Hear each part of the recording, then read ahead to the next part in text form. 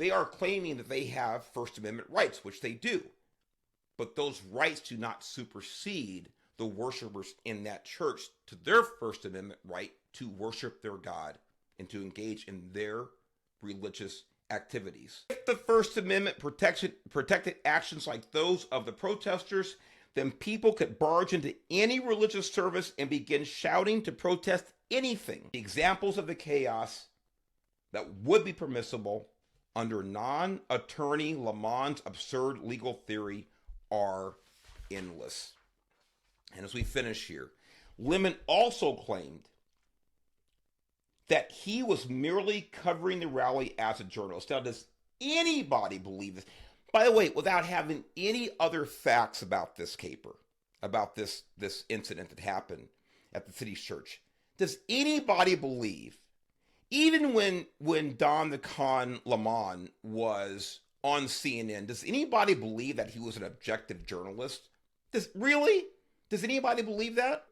Even if true, several individuals made the same argument concerning the Capitol riot on January 6, 2021.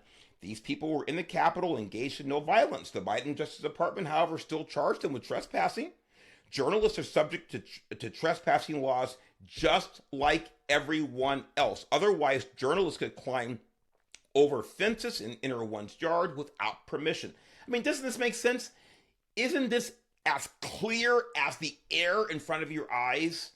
It should be with anybody who has two brain cells to slap together. Lemon also asserted that he had no idea that the protesters who were affiliated with Black Lives Matter were going to the church until they arrived.